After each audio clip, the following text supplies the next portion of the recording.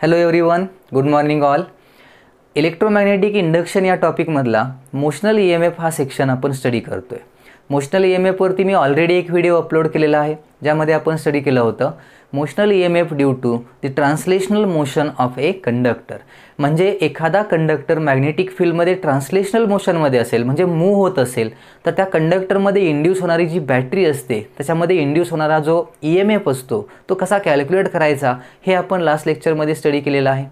आजच्या लेक्चरमध्ये आपण स्टडी करणार आहोत motional EMF due to the rotational motion of a conductor. म्हणजे बघा, फर्स्ट पार्टमध्ये कंडक्टरची मोशन ही ट्रान्सलेशनल होती, पण त्याच कंडक्टरची मोशन जर आता रोटेशनल असेल तर त्याच्यात इंड्यूस होणारा EMF हा कसा कॅल्क्युलेट करायचा हे आपण आजच्या लेक्चरमध्ये डिस्कस करणार आहोत. आणि याच कन्सेप्टवरती NEET JEE point of view काही इम्पॉर्टंट कंडिशनही आपण डिस्कस करणार आहोत, ज्या खूप इम्पॉर्टंट कंडिशन असतील. So first we will derive the formula for motional EMF due to the rotational motion of a conductor. So for this purpose I consider here a magnetic field. इथे एक uniform magnetic field आहे. Cross represents the inward magnetic field which is perpendicular to the plane of this board. म्हणजे इथं अशी एक inward magnetic field आहे. सगळीकडे इथं बोर्डमध्ये काय आहे, एक मॅग्नेटिक फील्ड आहे. या मॅग्नेटिक फील्डमध्ये आपण एक कंडक्टिंग बार प्लेस केला. इथे एक रॉड टाइप, एक कंडक्टिंग काय आहे, रॉड आहे म्हणा किंवा बार आहे, ज्याची लेंथ किती कन्सिडर केले, L एवढी लेंथ कन्सिडर केले. या रॉडचा एक एंड जो आहे तो मी पिवोट केला. आता पिवोट म्हणजे काय, तर फिक्स केला आहे. म्हणजे सपोज असा हा रॉड आहे आपला, म्हणजे बार आहे, आणि याचा हा जो एंड आहे या एंडला इथं स्क्रूड्रायव्हरनं होल करून इथं स्क्रू बसवला, फिट केला, म्हणजे हा फिट आहे. आणि या पॉईंट थ्रू हा कंडक्टर काय होऊ शकतोय, मूव्ह होऊ शकतोय. म्हणजे हा रॉड, हा बार या पॉईंट थ्रू असा काय होईल, इथं मूव्ह होईल, ज्याला आपण पिवोट म्हणतो. म्हणजे इथं पिवोट केलं म्हणजे पिवोटेड एक बार आहे ना, तो कसा आहे, पिवोटेड बार आहे. आणि मग आता याची ही मोशन कसली आहे सांगा, याची ही मोशन काय झाली, रोटेशनल मोशन. म्हणजे हा बार या मॅग्नेटिक फील्डमध्ये जर आपण मूव्ह केला तर त्याची मोशन ही कसली मोशन असणार आहे, रोटेशनल मोशन असणार आहे. आणि मग याच्या रोटेशनल मोशनमुळं त्याच्यामध्ये जो EMF इंड्यूस होईल, याच्यामध्ये जी बॅटरी क्रिएट होईल, त्या बॅटरीचा EMF हा आपण कॅल्क्युलेट करणार आहोत. मग फर्स्ट पार्टचा जर इथं यूज करायचा असेल तर फर्स्ट पार्टमध्ये कंडक्टरची मोशन कशी होती, ट्रान्सलेशनल मोशन होती ना इथं. मग जर ट्रान्सलेशनल मोशन कन्सिडर केली असती, म्हणजे हा बार आहे आणि सपोज तो असा मूव्ह होतोय, मग याची ही कसली मोशन झाली, ट्रान्सलेशनल मोशन. आणि सपोज याची लेंथ L असेल, मॅग्नेटिक फील्ड B आहे, आणि हा V एवढ्या व्हेलॉसिटीने जर मोशनमध्ये असता तर याच्यात इंड्यूस झालेला EMFची व्हॅल्यू E इक्वल टू काय असते, BLV. लास्ट व्हिडिओमध्ये आपण डिराईव्ह केला आहे हा formula. Magnetic field, length of that rod, आणि phi is the velocity of that conductor. मग हा फॉर्म्युला डिराईव्ह केला आहे आपण. हा फॉर्म्युला इथे अप्लाय करू शकत नाही आपण, because here the motion is rotational motion, translational नाही आहे. हा एंड तर रोटेटच होत नाही, तो तिथंच फिक्स आहे. बाकीचा सगळा पार्ट या बारचा आहे तो काय होतोय, रोटेट होतोय, आणि तीही मोशन रोटेशनल आहे. मग या कंडिशनला याच्यात इंड्यूस होणारा जो EMF आहे तो कसा कॅल्क्युलेट करणार, विचार करा जरा. आता इथं याच्या ॲक्च्युली 2 मेथड्स आहेत. फर्स्ट आपण टेक्स्टबुकमध्ये दिलेली जी मेथड आहे ती डिस्कस करूया. दुसरी मेथड ही खूप इम्पॉर्टंट आहे, कारण त्याच्यावरती नीट JEEमध्ये जे एक्झाम्पल विचारले जातात त्या सेकंड मेथडमधल्या कंडिशन आपल्याला यूज करायच्या आहेत, त्यामुळे ती कंडिशन इम्पॉर्टंट आहे. आता फर्स्ट मेथड डिराईव्ह करताना आपण इथं असं कन्सिडर करूया की या बारची मोशन आता इथं ट्रान्सलेशनल नाही आहे, मग हा फॉर्म्युला घेता आला असता जर ट्रान्सलेशनल असती. तर रोटेशनल असल्यामुळे याला आपण थोडं इमॅजिनरी आता कन्सिडर करूया. सपोज मी या रॉडचा एक स्मॉल पार्ट कन्सिडर केला, एवढा पार्ट कन्सिडर करतो, ओके. या रॉडचा एक स्मॉल पार्ट कन्सिडर केला, ज्याची लेंथ DR एवढी आहे.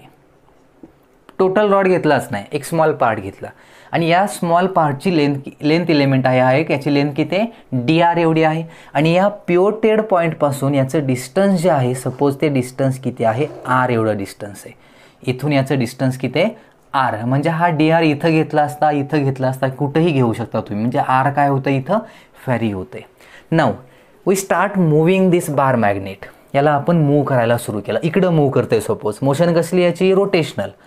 आता इथं जर पूर्ण बार जर कन्सिडर केला तर त्याची मोशन रोटेशनल आहे, बरोबर आहे. पण मी जर याचा एवढा छोटासा पार्ट कन्सिडर केला, म्हणजे हा DR फक्त कन्सिडर केला, एवढा आहे तो पार्ट, ओके. आणि याची जर मोशन कन्सिडर केली, बघा इथं याला मी इकडं मूव्ह केलं तर हा इथून इथं येईल असा. आणि मग याची व्हेलॉसिटी सपोज फी एवढी आहे, या स्मॉल पार्टची, या लेंथ इलेमेंटची व्हेलॉसिटी इकडं, याला आपण असं मूव्ह करतोय ना इकडं, हा इथून इथं आला, याची व्हेलॉसिटी किती आहे, फी एवढी व्हेलॉसिटी आहे. तर मग याची इथून इथपर्यंत जी डिस्प्लेसमेंट झाली, म्हणजे हा इथून इथं जो शिफ्ट झाला आहे, याची ही मोशन आपण कसली कन्सिडर करू शकतोय, ट्रान्सलेशनल घेऊ शकतोय. हा पूर्ण बार नाहीच, आता एवढाच पार्ट आहे आणि हा इथूनच आला म्हणजे तो मूव्ह झाला, मोशनमध्ये आला. आणि कसली मोशन, ट्रान्सलेशनल. म्हणजे इथं हा रॉड इथून इथं आला म्हणजे तो ट्रान्सलेशनल मोशनमध्ये आहे आणि कशामध्ये, मॅग्नेटिक फील्डमध्ये आहे. आणि सपोज याची जी व्हेलॉसिटी आहे, हा रॉड आहे आणि याची जी व्हेलॉसिटी आहे ती अशी इकडं आहे इथं, ओके, कारण इकडंच मूव्ह करतोय आपण. Suppose it moves with velocity fee. याची लेंथ किती कन्सिडर केली आपण, डी.आर एवढी लेंथ कन्सिडर केली. आता हा इकडं मोशनमध्ये आहे आणि त्याची व्हेलॉसिटी किती, फी आहे.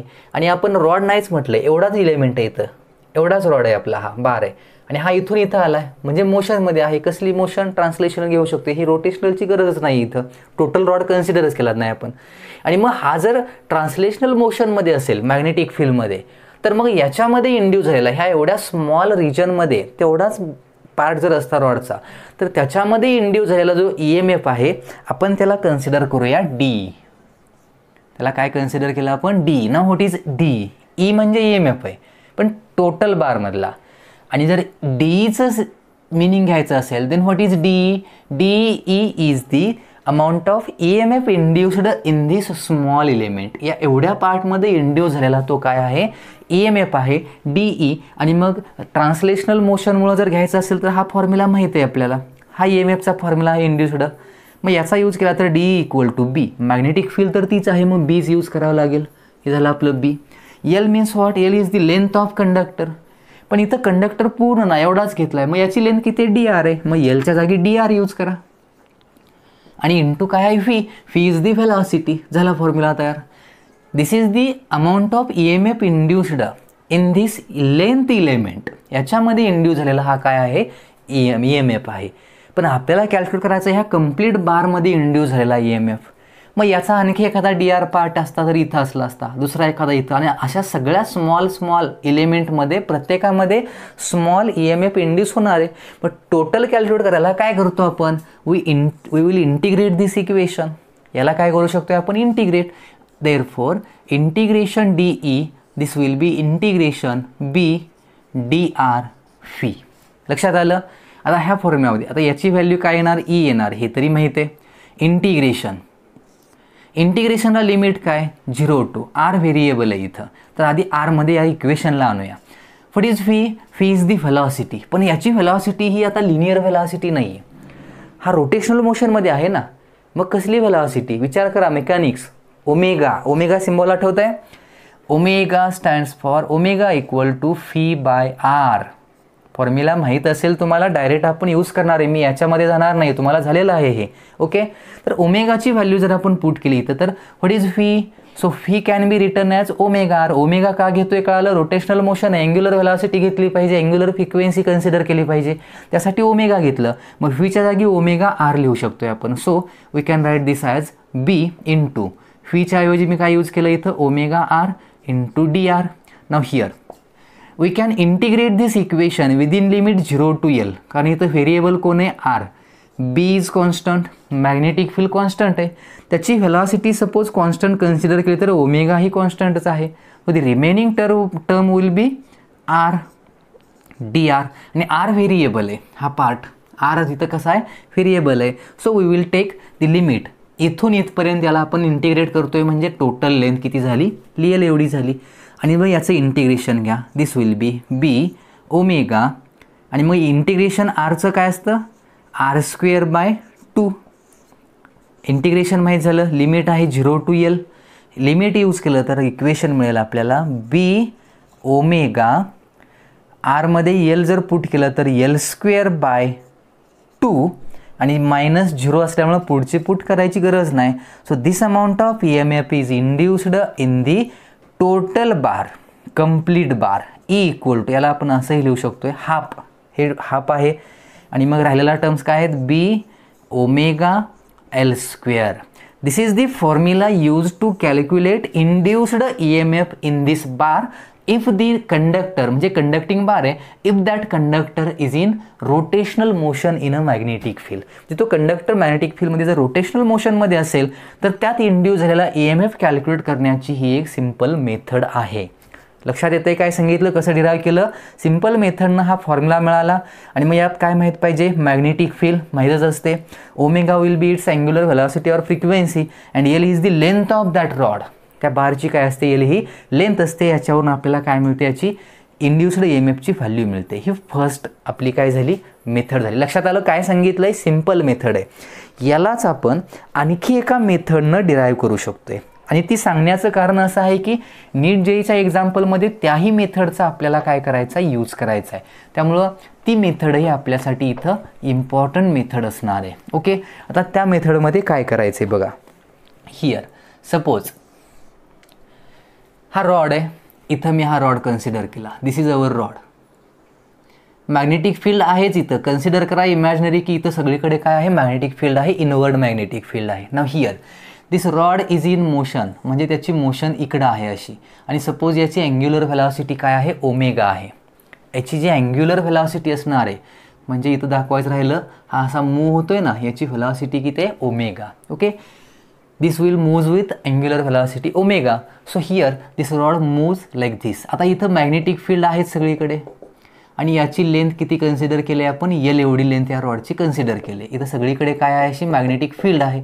आता फॅरेडेज लॉ काय सांगतो, या रॉडमध्ये EMF जर इंड्यूस व्हायचा असेल तर according to Faraday's law and EMF is induced if magnetic flux passing through that surface changes d∅dt. Magnitude EMFची काय असते, इक्वल टू d∅dt असते. हा फॉर्म्युला माहीत होता आपल्याला. मग याचा जर यूज केला आपण तर इथं फ्लक्स कसा सांगू शकतो, तर फ्लक्ससाठी आपण इमॅजिनरी असं म्हणूया की ह्या रॉडची डिस्प्लेसमेंट अशी असेल, इथून इथपर्यंत येईल हा, याचं एक रिव्हॉल्युशन कंप्लीट झालं असं कन्सिडर करूया. म्हणजे याला इथं पिवोट केलं आहे and we starts moving this rod like this. आणि याचं एक रिव्हॉल्युशन काय झालं, कंप्लीट झालं. फॉर वन रिव्हॉल्युशन सपोज रॉडचा एका रिव्हॉल्युशनसाठी लागणारा टाईम आहे कॅपिटल T. रॉडच्या एका रिव्हॉल्युशनला किती टाईम लागला, इथं कॅपिटल T एवढा टाईम लागला आहे. आणि त्या T टाईममध्ये काय चेंज झालं आहे, तर area swept out by this rod. या रॉडनं कवर केलेला जो एरिया आहे तो एरिया इथं काय असेल, that area will be πL².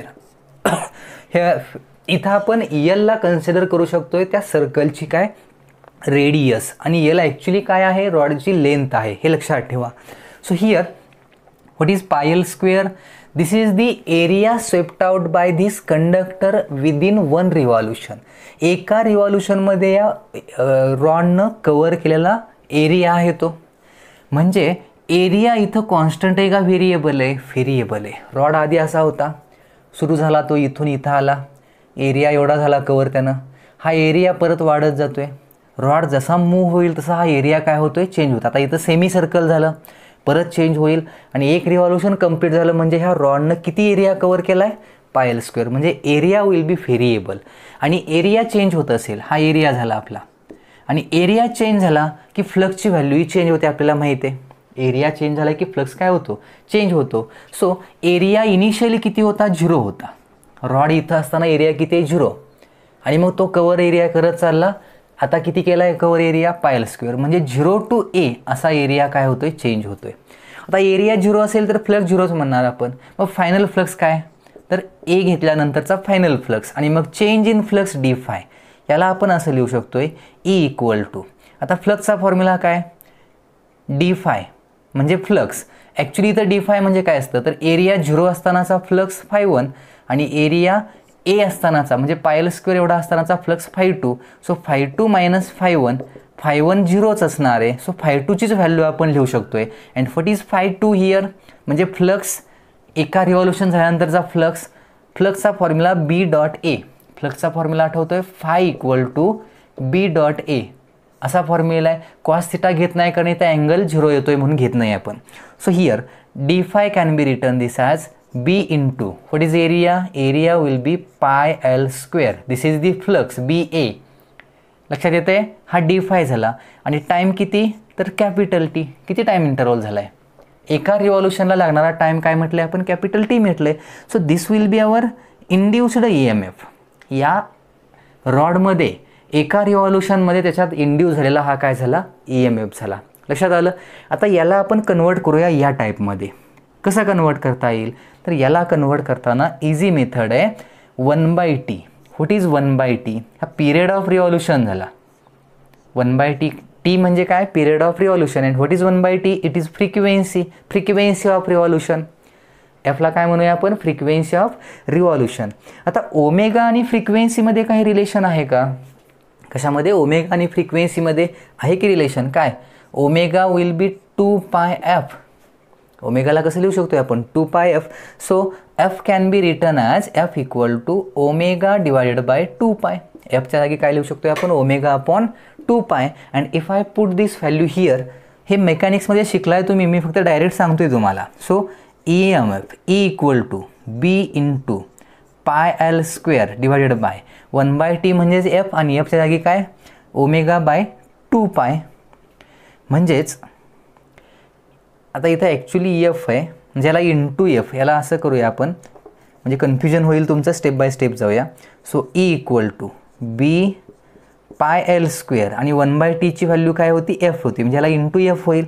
So use the value of F, B into πL² into एफची व्हॅल्यू काय, omega divided by 2π. So here pi gets cancelled and we get the answer E equal to B. हे 2 आहे इथं, मग त्याला आधी लिहिलं मी, half झालं आपलं. B ओमेगा आहेच आणि L². ओके.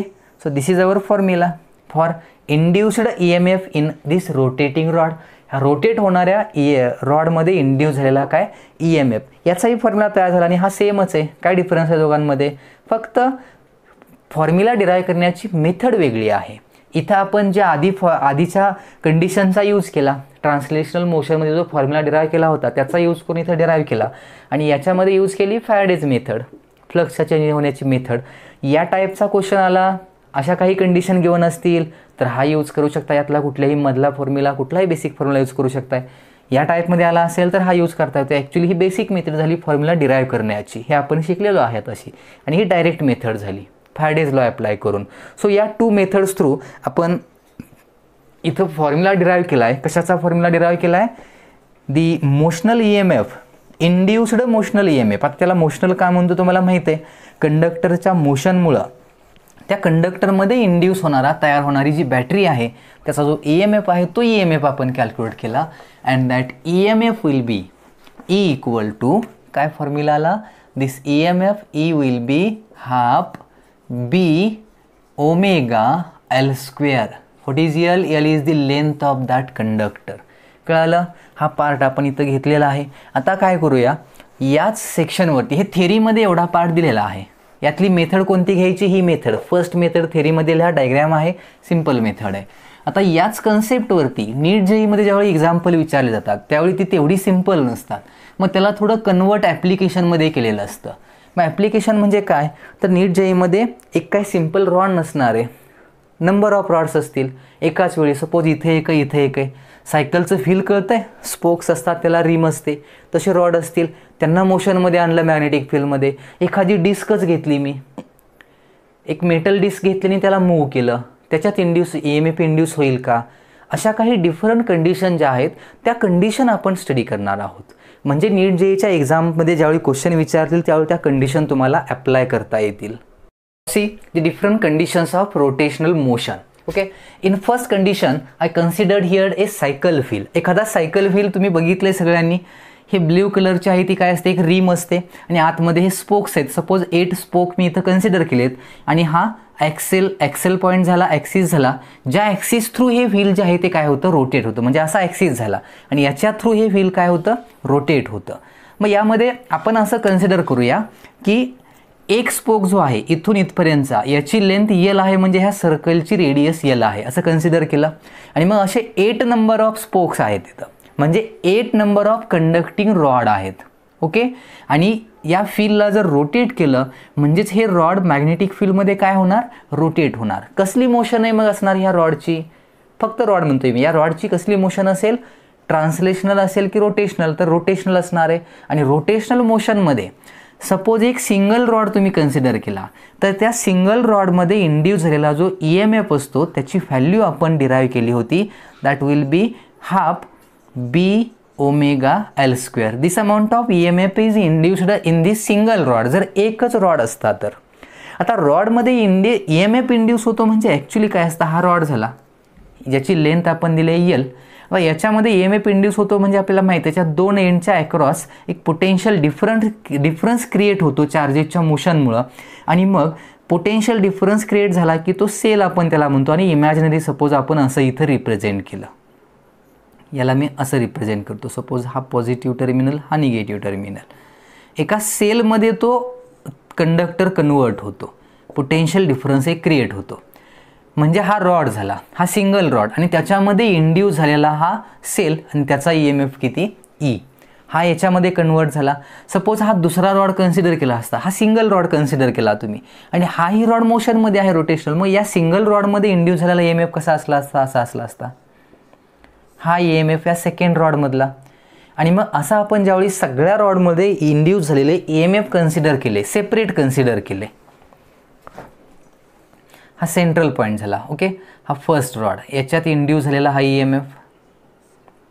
सेकंड रॉडमधला हा EMF. थर्ड रॉडमध्ये इंड्यूस झालेला हा EMF. Because all these spokes are moving with rotational motion in this magnetic field. Inward direction ही काय आहे, मॅग्नेटिक फील्ड आहे. आता यामध्ये प्रत्येक स्पोकमध्ये बेसिक मेथडनुसार आता जी आपण स्टडी केली, प्रत्येक स्पोकमध्ये काय इंड्यूस होणार, एक EMF इंड्यूस होणार. हे असे EMF काय झाले, इंड्यूस झाले. 8 स्पोक आहेत. आता प्रत्येकामध्ये इंड्यूस झालेल्या EMFची व्हॅल्यू सेम असेल की डिफरंट असेल. म्हणजे यातल्या सिंगल रॉडमध्ये EMF इंड्यूस झाला असं कन्सिडर केलं आपण. प्रत्येकाची व्हॅल्यू कशी असेल, सेम असेल का. Length of all these rods are same and magnetic field is also same for all these rod. आणि प्रत्येक रॉड म्हणजे प्रत्येक स्पोकची व्हेलॉसिटी, अँग्युलर व्हेलॉसिटी सेमच असणार आहे, डिफरंट असणार आहे का नाही. त्यामुळं प्रत्येकामध्ये इंड्यूस झालेला EMF सेम आहे. आणि सपोज एका स्पोकमध्ये इंड्यूस झालेला हा काय आहे, EMF आहे E हा टोटल नाही आहे, तर यातल्या एका स्पोकमध्ये इंड्यूस झालेला हा काय आहे, EMF आहे. हा एक्सेल पॉईंट आहे, म्हणजे इथं सगळे हे वायर्स कनेक्ट केलेत असं म्हटलं आपण. तर यातल्या प्रत्येक सेलचं पॉझिटिव्ह टर्मिनल इथं कनेक्ट होतं आहे, बरोबर.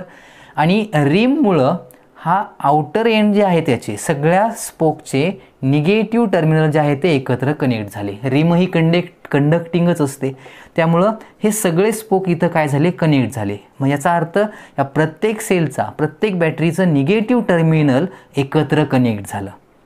मग हे कसलं कॉम्बिनेशन आहे सेलचं, बॅटरीचं कसलं कॉम्बिनेशन, सेरीज की पॅरलल. सगळे पॉझिटिव्ह एकत्र, सगळे निगेटिव्ह एकत्र, या कॉम्बिनेशनला म्हणतो आपण parallel combination of cells. Okay, बॅटरीचं कसलं कॉम्बिनेशन झालं, हे पॅरलल कॉम्बिनेशन. आणि मग जर 8 सेल आपण असे पॅरललमध्ये कनेक्ट केले, 8 नंबर ऑफ सेल जर असे पॅरललमध्ये कनेक्ट केले आपण, एकाचा EMF E असेल तर कॉम्बिनेशनचा EMF किती असतो, ॲडिशन वगैरे होत नाही, सिरीजमध्ये होते ॲडिशन, इथं नाही होणार. दी EMF of the combination is also E. म्हणजे या कॉम्बिनेशनचाही EMF Eच राहतो. याचा अर्थ या एका स्पोकच्या अक्रॉस इंड्यूस झालेला EMF जर एवढा असेल तर या कंप्लीट व्हीलच्या अक्रॉस इंड्यूस झालेला EMF सुद्धा एवढाच आहे का, हे रिझन सांगितलं मी आता तुम्हाला. लक्षात येते काय सांगितलं, सिंगल स्पोकची कन्सेप्ट आपण आता डिराईव्ह केली. एक रॉड जर मोशनमध्ये असेल सर्क्युलर, त्याच्यामध्ये इंड्यूस झालेला EMF हा आता डिराईव्ह केला होता. प्रत्येक रॉडच्या अक्रॉस तेवढाच EMF इंड्यूस होईल. पण ह्या कनेक्शनमुळे हे सगळे EMF पॅरललमध्ये कनेक्ट होतात आणि कॉम्बिनेशनचा EMF पॅरललमध्ये सिंगल EMF एवढाच राहतो. त्याच्यामुळं कंप्लीट व्हीलच्या अक्रॉस इंड्यूस झालेला EMF सुद्धा हा एवढाच येतो. म्हणजे ह्या फर्स्ट कंडिशनचा आन्सर हे झालं. लक्षात आलं. Now see the second condition. In second condition we consider a solid disc here. एक डिस्क कन्सिडर केले ज्याची रेडियस काहीतरी कन्सिडर करा किंवा एलच घ्या. इथं एल घेतलेले आहे तर एलच घेऊया, म्हणजे फॉर्म्युल्यासारखा तो फॉर्म्युला लक्षात येईल आपल्या. So here suppose the radius of this disc is L. अशी एक डिस्क कन्सिडर केली, एक सॉलिड डिस्क आहे ज्याला असं प्लेस केले. हे डिस्क अशी आहे इथं and magnetic field lines are passing through this. Upward डायरेक्शननं मॅग्नेटिक फील्ड अप्लाय केले आणि हा त्याचा ॲक्सिस झाला. आणि या ॲक्सिस थ्रू ही डिस्क अशी रोटेट होणार आहे. म्हणजे डिस्कचा प्लेन असा चेंज होत नाही आहे, डिस्क अशी रोटेट होते. लक्षात आलं. या डायरेक्शन अशी ही डिस्क काय होते रोटेट्स होते. आता या रोटेशनमुळं डिस्कच्या ह्या रोटेशनल मोशनमुळे याच्यात EMF इंड्यूस होईल का, हा पहिला क्वेश्चन. तर होईल. रिझन सांगतो. सपोज मी या डिस्कला असं प्लेस केलं तर मॅग्नेटिक फील्डच्या लाईन्स वरती आहेत म्हणजे आता त्या कुठे जातील, आतमध्ये जातील. आणि इनवर्ड मॅग्नेटिक फील्ड कशाने दाखवतो आपण, क्रॉसनं. This is our inward magnetic field. याच्यामध्ये ही डिस्क, याला असं बघितलं आपण तर ते सर्कल दिसेल. दिस इज अवर डिस्क, हा सेंटर झाला सपोज याचा. आणि मग याला आपण असं रोटेट करतोय, ह्या डिस्कला असं काय करतोय आपण, रोटेट करतोय. मग याच्यात EMF इंड्यूस होईल का याचा विचार जर केला तर परत काय केलं आपण, सपोज ह्या डिस्कचे मी असे स्मॉल पार्ट कन्सिडर केले. हा एवढा पार्ट म्हणतोय मी, हा एवढाच पोर्शन, म्हणजे हा पोर्शन डिस्कचा कट केला असा आणि एवढा पार्ट घेतला, बाकीची डिस्क काढून टाकली. एवढाच पोर्शन आहे.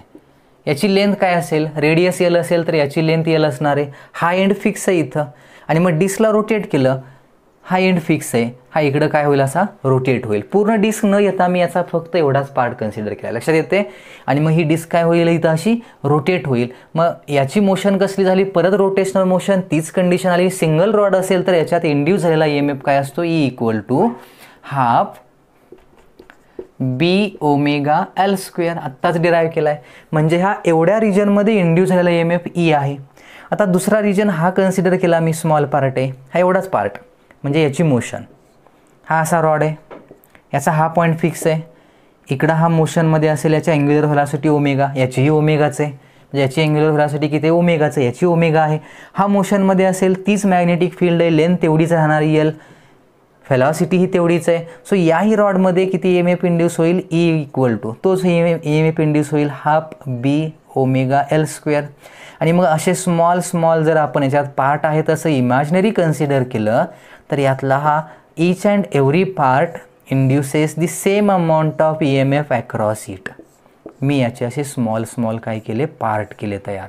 तर यातल्या प्रत्येक पार्टमध्ये इंड्यूस झालेला EMF सेम असणार आहे. किती असेल, तो एवढा असेल. आणि मग परत हे सायकल व्हीलसारखंच झालं. हे सगळे EMF जे आहेत सेपरेट, ते सगळे EMF कसे कनेक्ट होतील, तर पॅरलमध्ये कनेक्ट होतील. इथं जे एक्सप्लेन केलं होतं तसंच. आणि पॅरल कॉम्बिनेशन केलं तर जेवढं सिंगल पार्टच्या अक्रॉस EMF इंड्यूस होतो तेवढाच टोटल EMF असतो. का, बिकॉज ऑफ दॅट पॅरल कॉम्बिनेशन. याचा अर्थ या डिस्कमध्ये ज्याची रेडियस L आहे, जर EMF इंड्यूस झाला तर तो EMF इंड्यूसला काय असतो, हाफ B⍵L² तेवढाच असतो, जेवढा सायकल स्पोकच्या अक्रॉस इंड्यूस झाला होता. लक्षात आलं, फॉर्म्युला तोच आहे पण रिझन डिफरंट आहे. इथं सेपरेटच स्पोक आहेत, इथं सेपरेट नाही आहेत, पण इमॅजिनरी कन्सिडर केले लहान पार्ट आहेत आणि ते असे स्मूव्ह होत आहेत, तर EMF इंड्यूस होऊ शकतो. मोशन कशी कळाली, मॅग्नेटिक फील्ड अपवर्ड आहे, डिस्क अशी आहे इथं, आणि ही डिस्क अशी या डायरेक्शननं अशी काय होते, ती मोशनमध्ये आहे. असे वगैरे होत नाही आहे, फक्त आहे अशी काय होते, रोटेट होते. इथं ॲक्सिस दाखवला, ॲक्सिस थ्रू ती काय होते, रिव्हॉल्व होते. आणि त्यामध्ये EMF जर इंड्यूस कॅल्क्युलेट करायला विचारला, फॉर्म्युला सिम्पल आहे. आणखी एक कंडिशन इथं, सपोज आपल्याकडे एक लूप आहे. हा लूप घेऊया आपण, ABC. This is our loop, semi circular loop. आता इथे मी रिजन 2 दाखवले. This is our first region, this is second region. First रिजनमध्ये मॅग्नेटिक फील्ड नाही आहे. Magnetic field is present only in the second region. Magnetic field कुठं present आहे, फक्त सेकंड रिजनमध्ये प्रेझेंट आहे. आणि मग इथं या फिक्स सेंटर थ्रू ह्या डिस्कला लूपला आपण काय केलं, कंडक्टिंग लूपला रोटेट केलं. याला जर रोटेट केलं तर हा इकडं जर असा असता तर या लूपमधून पास होणारा मॅग्नेटिक फ्लक्स झिरोच असला असता, कारण इकडं फील्डच नाही.